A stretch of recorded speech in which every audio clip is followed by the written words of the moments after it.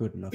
So But it's not hopefully, surprising though, Brandon, because we've seen this against Newcastle. We've seen this against Man United, the first game. As soon as you press this Arsenal team and don't allow them to play, you nullify them. And what a surprise that the penny just dropped. Tottenham did the exact same thing against Man City. Where did Arteta learn his football? From Pep. You press them, you don't allow them to play. There's no service to the striker. Haaland was flipping out. And the same way Nketiah was getting no service. And what I look at it as this, yeah?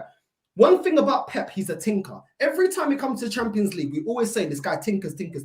But all great managers tinker. It either works for you, it doesn't work for you. But you have to be flexible. Not saying that you change your whole system, but you're able to adapt your system depending on the opposition that you're facing.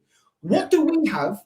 And how do we adapt our system under Arteta? Because I'm yet to see it, because every time that we can't play through the middle and it's congested, we don't know how to react. And a lot of it goes down to the players. These men get rattled, yeah, when you're seeing the dark arts from players like Mopai and players like that start doing dark arts. We get rattled, bro.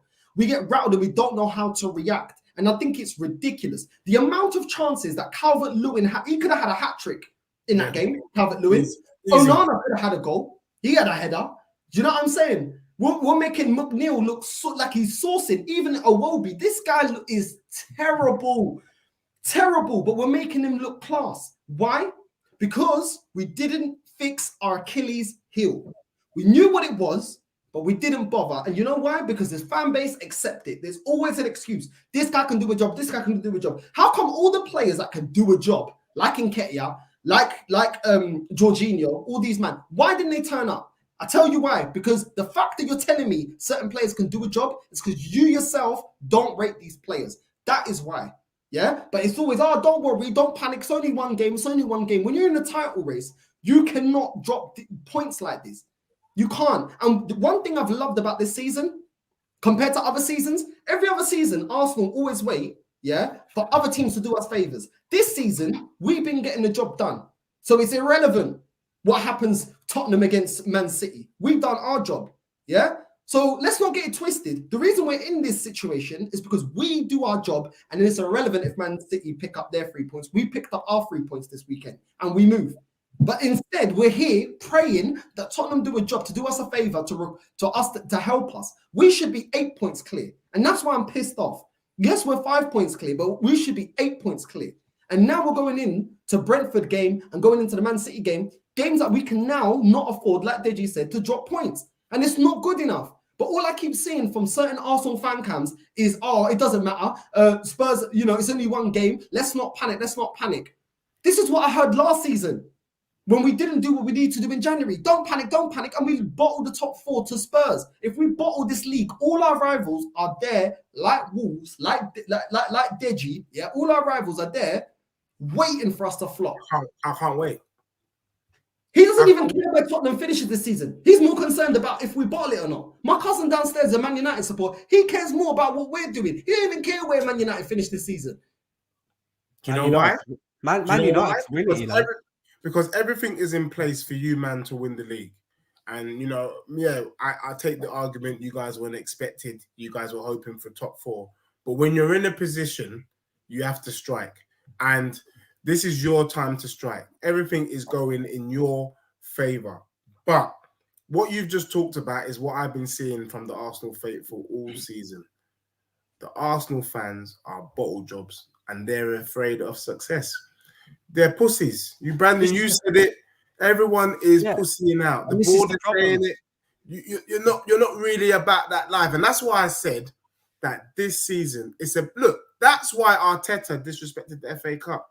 Because he's so scared that they're playing too many matches. So let's come out of the FA Cup so we can focus and go for broke. That's a risky tactic, because if you end up with nothing, you're going to get slapped up. The other thing is, I don't want to disturb you, but you just brought up, that's a great point. Last season, what happened? Did Arteta not throw away the FA Cup to focus on the league? Yeah. Did we not bottle it? So why do the same thing, bro? This is what I'm saying. He's doing the same mistakes now. He threw away all the cup competitions so we can focus on the league. We still bottled it. Why? Because we wasn't prepared. We let 6 players go in January, didn't replace them. Laughing at Tottenham, we're going to get top 4. Oh, we're ahead of you. Your managers just come in fresh. We laughed at you. Who was laughing at the end of the season? But anyway, Exactly. go on. Who was laughing at the end of the season? So, you know, and the thing is, like I said, I think the Arsenal faithful, they lack the kind of ambition that the club needs. You know, you need fans that are ambitious and not twerking for signings like Jorginho and this guy that plays for Spencer FC and trying to convince me that you guys have signed some decent players. The other thing that is quite concerning is that out of every team in the league this year, you man are yet to have a blip. Now, one thing we know about the Premier League, given that it's the best league in the world, is that every team has a moment of madness in the season. Whether it be 2 or 3 games you don't win. You remember last season when you lost 3 games on the bounce? The one I predicted, Palace, Brighton, Southampton. Guess what, lads? You men ain't had your blip yet. And one thing I can assure you, that blip is going to come. We know that, Brandon. Brandon, I'm looking at you in your eyes, and you ain't even moved one bit right now. So you know, and you're expecting there to be a blip from Arsenal. The other thing is, teams like Tottenham, this time last year, we went on a run. So dare I say, we hung in there during our worst period. Now all the man them are back. I can see Spurs kicking on.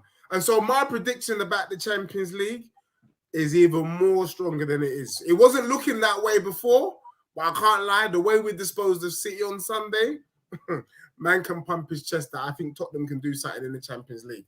However, one thing I know Arsenal's good at, you man are good at flopping in the business end of the season.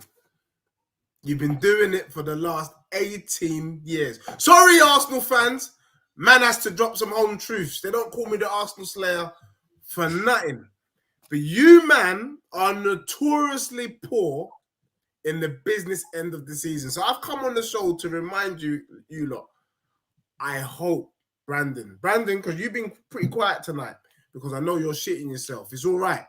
You get me? I'm here to hold you man's hand. Yeah?